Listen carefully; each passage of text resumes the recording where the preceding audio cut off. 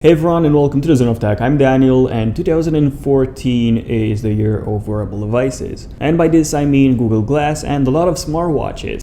And speaking of smartwatches, Android Wear is probably the best approach to the smartwatch market. And in case you don't know what Android Wear is, well, it's basically Google's own operating system for smartwatches. And it's based on notifications. So everything is based on Google Now, instead of being based on apps like the iWatch will probably be based on. Now, at the moment, there are only two devices, two smartwatches, which run Android Wear. Now, the first one is the LG G Watch, which I unboxed and took a first look in my previous video. So in case you haven't seen that video, boom, here's the video, and the link is in the description down below as well. And the second one is the Samsung Gear Live, which is this one. And this is my unboxing and first look at the Samsung Gear Live, which is once again this one right here. So enjoy the unboxing and first look at the new Samsung Gear Live, one of the first two devices to run Android Wear. Enjoy the video.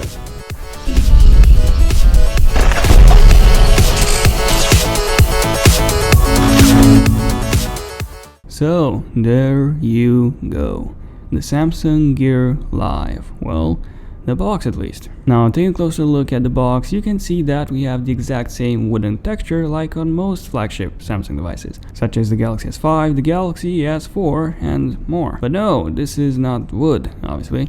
It is just plain cardboard. Now, on the front of the box, we have a Samsung Gear Live logo. Same goes for the sides, which come with this pretty neat looking black hinge. And yes, we also have the famous seal, which we are about to break in just a second. On the back, we have all the specs that a Gear Live comes with, such as a dual-core 1.2 GHz CPU, Bluetooth 4.0, a heart rate monitor, compass, gyroscope, and accelerometer. So a lot of sensors here. Dust and water resistant, although not waterproof, so definitely keep that in mind. Finally, we have a microphone which gives us the ability to say "Okay Google" whenever we want to initiate a voice command. Now, there's one more spec which kind of stands out. That is the AMOLED display, which I have to say is simply amazing, especially when compared to the G Watch's LCD. I'll come back to that in a few minutes. So let's cut the seal open and lift the box open. And there you go. This is the magnificent Samsung Gear Live. So let's put the Gear Live to the side for just 1 second and take a closer look at what else we get inside the box. So the first item which we get inside the box is the charging cable, which is attached to the power plug,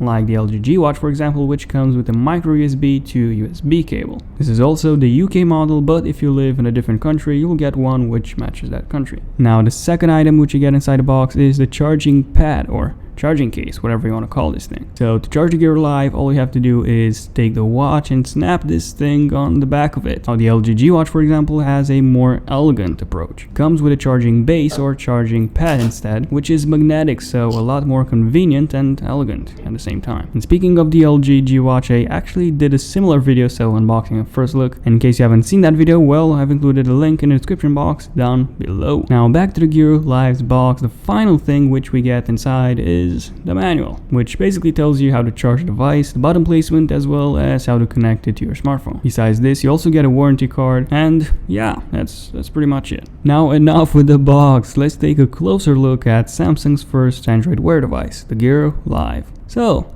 there you go, the Gear Live in all of its glory. So when you take a first look at the Gear Live, the first thing you notice is its large display. This is because the Gear Live comes with a 1.63 inches 320 by 320 resolution display with a PPI of 277, which is actually higher than the one you get with the LG G Watch, which is 240 PPI, by the way. Now, besides that, the display is actually an AMOLED display. So what this means is that number one, you will get a really good contrast ratio as well as viewing angles when compared to a conventional LCD display. And two, an AMOLED display is way more power efficient than an LCD display, and therefore the battery should be pretty good, but more about that in my full review, so definitely stay tuned for that. Moving to the sides, on the right side we have a power button which allows us to put a device into sleep, wake it from sleep, as well as access the settings menu by long pressing it. We also get a microphone, a reset button, as well as a second microphone on the left hand side. On the bottom we get 5 charging pins, as well as the heart rate sensor, similar to the one you get on the Galaxy S5. So to measure your heart rate, all you have to do is open up the heart rate app, and the Gear Live will start measuring your pulse. Finally, we have the wrist strap, which I have to say is a complete fail from Samsung.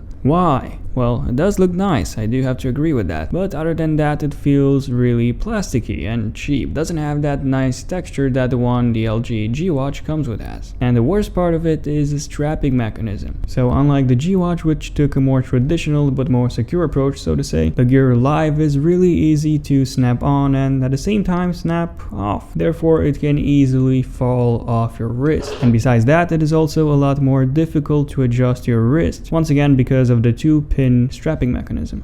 However, the good news is that you can buy your own wristband and replace this one with a more premium one. Now, to use this watch, or any Android watch for that matter, you need a phone running Android 4.3 or later, as well as a device that supports Bluetooth LE or low energy, also known as Bluetooth 4.0. Once you have that, open up the Google Play Store and look for the Android Wear app. Download it and launch it. This is basically all you have to do to get started with your smartwatch. So now let's set it up. Install Android Wear on your phone. Already done that. I'm going to select my Gear Live from my HTC One M8, connecting to your watch. Now I hit pair on both of them and boom, your smartwatch has been successfully paired with your smartphone. Shortly after, your Gear Live will start downloading the latest update, so just wait a couple of minutes, and in the meantime let's go into the Android Wear app on my smartphone. So as you can see, it says here that my Gear Live is connected to my smartphone, and if I want, I can go into settings where I can enable or disable screen always on, mute specific app notifications, and even change if I want my smartwatch to vibrate or not, because yes, it does vibrate when you get a new notification. You can also hit the blue button here, which will take you into the Android Wear section of the Google Play Store, from where you can download apps which are compatible with Android Wear. You can even get Flappy Bird on your watch. Well, Flapsy Droid at least. Now going back to the Gear Live, this is how the interface looks. So you get Google Now notifications, you can go to the next or previous card by swiping up or down, dismiss it by swiping to the right, or get more options and info about that specific notification card by swiping to the left. And this is basically Google Now. This is exactly Google Now. So you can see your flight info, restaurant info, your partial status, the local weather, and even some pretty cool stuff like see the bus timetable if you are near a bus stop. Pretty cool, huh? And if you want, you can even put it into sleep mode. All you have to do is simply cover the display with your palm and boom, your Gear Live is in a deep galactic sleep now. Now the best part about Android Wear is that it has full Google Voice search support. So you can say things such as set a timer for 10 seconds and it will set a timer for that specific time, after which, yes, you guessed it, your watch will vibrate. And you can do way more with Google Voice Search.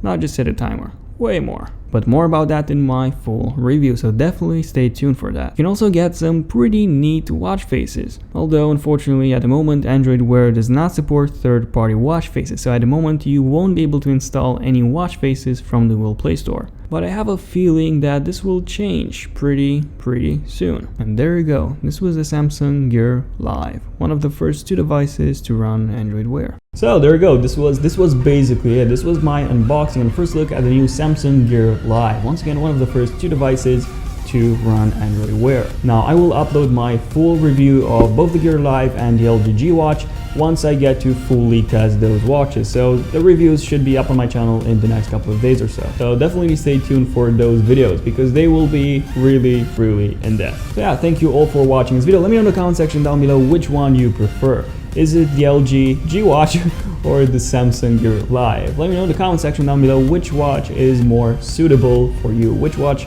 suits you best, because for me it's the Gear Live. But anyway, let me know in the comment section down below. I'm Daniel and I'll see you in the next video. And until then, you know, like as always, Zen of Tech signing out. Cheers.